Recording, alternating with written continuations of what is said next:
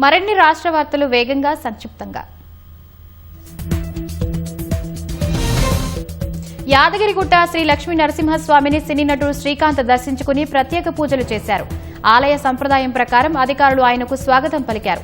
స్వామివారి దర్శనం అనంతరం సినీ నటుడు శ్రీకాంత్ కు అర్చకులు వేదాశీర్వచనం, స్వామివారి చిత్రపటం, తీర్థప్రసాదాలు అందజేశారు.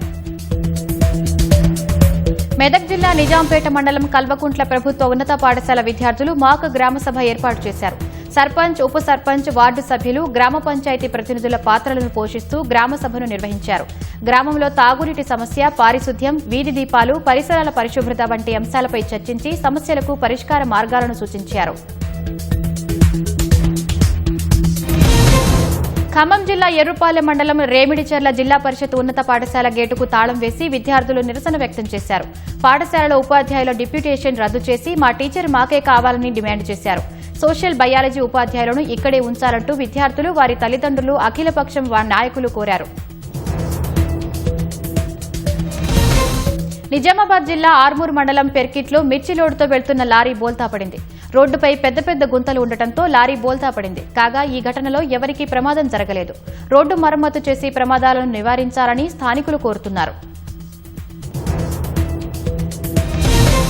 నిర్మల్ జిల్లాలో దొంగతనాలు, నేరాలను అరికట్టడంతో పాటు ప్రజలకు మరింత భద్రత కల్పించేందుకు నిర్మల్ జిల్లా పోలీసు శాఖ ప్రత్యేక చర్యలు చేపట్టింది. నిర్మల్ పరిధిలోని 7 ప్రాంతాల్లో ప్రత్యేక చెక్ పోస్టులను ఏర్పాటు చేయనుంది. 24 గంటల పాటు నిరంతర నిఘా, అనుమానాస్పద వాహనాలను క్షుణ్ణంగా తనిఖీలు చేయనున్నారు. ఒడిశా రాష్ట్రం నుంచి నల్గొండ జిల్లాకు ఎండు గంజాయిని తరలిస్తున్న 5 యువకులను పోలీసులు అరెస్టు చేశారు. నిందితుల నుంచి 4 సెల్ ఫోన్లు, 1500 రూపాయలు స్వాధీనం చేసుకున్నారు. అక్రమ దందాలకు పాల్పడితే కఠిన చర్యలు తీసుకుంటామని పోలీసులు హెచ్చరించారు.